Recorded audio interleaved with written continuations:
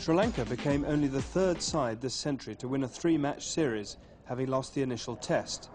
Sri Lankan Arjuna Ranatunga joined South Africa's Hansi Cronje and Pakistan's Salim Malik as a captain able to inspire a team to turn a series on its head. Although the Sri Lankans can take much credit for this achievement, they only started to assert any real dominance once Pakistan had lost their lethal new ball combination of Wasim Akram and Waqar Younis to injury. The series opened in Peshawar at the new Arbab Niaz Stadium, where it was business as usual for Pakistan, who had yet to lose a series to Sri Lanka. Indeed, they had not lost a test series at home since losing 1-0 to the West Indies in 1980-81. Ramiz Raja, who had played his last test in May 1993, joined a long list of players to be appointed captain of Pakistan since Imran retired in 1992. That list includes Miandad, Akram, Younis and Malik. He began well by winning the toss and electing to bat. Although left-armer Vas took 5 for 99, including 4 of the top 5, there was precious little threat in the Sri Lankan attack, as Ramiz saw his side amass 459 before declaring. Syed Anwar, Captain Raja, wicketkeeper Moin Khan and Shoaib helped themselves to half-centuries, but it was Inzaman who provided the most authoritative and significant knock, eventually falling LBW to Vas, 5 runs short of his 100.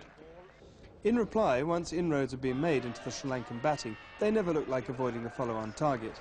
Akram swept through the lower order with customary pace and accuracy to finish with 5 for 55.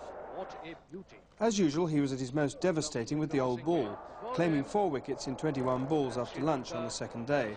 Only Tilakaratne showed signs of what was to come, finishing unbeaten on 44.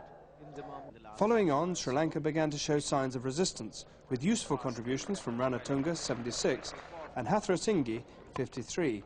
At 214 for 5, it looked as though they would at least make Pakistan bat again. But once more, the Pakistani bowling proved far too strong for the lower order, who collapsed to 233 all out. This time, the damage was done by the gentle left-arm spin of Amir Sahail, who claimed 4 wickets. Among his victims was Sri Lankan wicketkeeper Duni Singh, who completed a pair, whilst the last 5 in the Sri Lankan batting lineup contributed only 23 runs between them in the entire match. Ramiz Raja became the first Pakistan captain to record an innings win on his test debut as captain. The match itself was marred by crowd violence, perhaps symbolic of the troubled state of Pakistan cricket and a sign of what was to come. From this crushing defeat, it was hard to envisage the dramatic turnabout that was to follow, despite the return of Sri Lankan batsman Aravinda de Silva, who had enjoyed such a profitable season with the English county side Kent. A more significant factor was the loss of Younis to injury and the doubtful fitness of his new ball partner Wasim Akram when the second test began 4 days later in Faisalabad. Ramiz again won the toss and this time inserted Sri Lanka. Akram immediately trapped Mahanama LBW for naught, and off-spinner Saklain claimed the wickets of both De Silva and Ranatunga for ducks.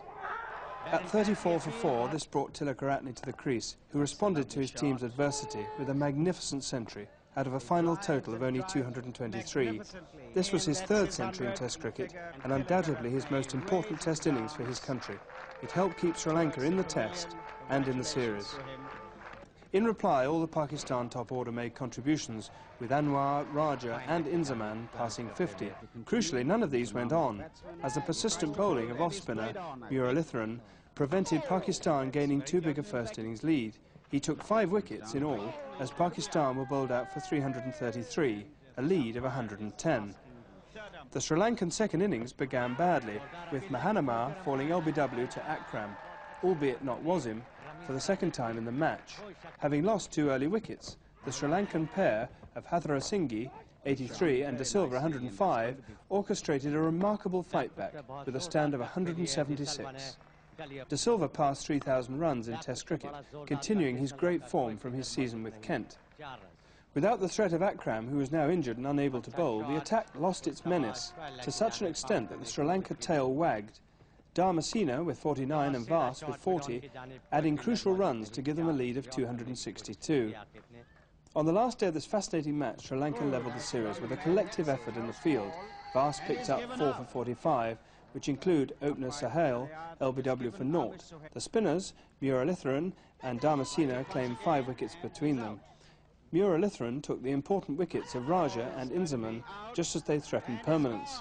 Muralitharan was awarded the man of the match, but in truth it was a team performance. This was typical of the Sri Lankan effort in the last test at Sialkot and produced another enthralling match. Here, Ranatunga won the toss for the first time and elected to bat against an attack which had now lost both Yunus and Akram.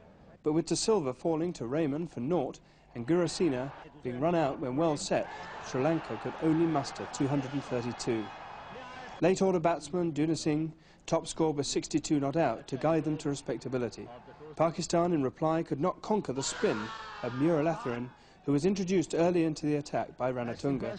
3 of his 4 wickets were from the top 5 in the batting order, including the important scalp of the captain, LBW for 26. Not one batsman passed 50. Sri Lanka then tightened their hold on the match by accumulating 338 before declaring.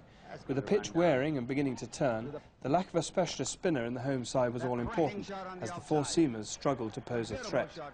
A decisive bold knock of 87 by their captain Ranatunga showed his team the way, with Tilakaratne and Hadri Singh also making half-centuries. Tilakaratne had proved an invaluable batsman coming in at number 6 for the Sri Lankans, giving strength and substance to the lower middle order. Setting off to chase 357 for victory, Pakistan crumbled to 15 for 5, with the Sri Lankan opening bowlers doing the damage. All the top order fell to catches, perhaps contributing to their own decline. After this start, Sri Lanka were always set for an historic victory. On the 5th morning, it was left to wicketkeeper Moin Khan to salvage some pride for Pakistan and delay the inevitable. This he did with a defiant, unbeaten century. He faced only 165 balls and hit 2 sixes and 14 fours. It was always ultimately a lost cause, despite a last-wicket partnership of 65, the highest of the innings. De Silva eventually dismissed Amir Nazir, appropriately enough caught by Tilakaratne, whose contribution had had such a bearing on the series. Sri Lanka won the series and Ranatunga was named man of the match for his decisive knock of 87 in the second innings. This was Pakistan's first home series defeat since losing to the West Indies in 80-81. It was also the first time they had lost 2 tests in a home series since Richie Benaud's Australians toured in 59-60. Whether this heralds the start of a new era or false dawn in Sri Lankan cricket remains to be seen. Whilst with the likes of De Silva, Ranatunga and Tilakaratne they have players of undoubted testability, it is also unlikely that there is a more troubled side in world cricket than their adversaries in this series, Pakistan. The Sri Lankan team spirit was in stark contrast with the disunity of the Pakistan team, which has been characteristic of their test squad in recent years.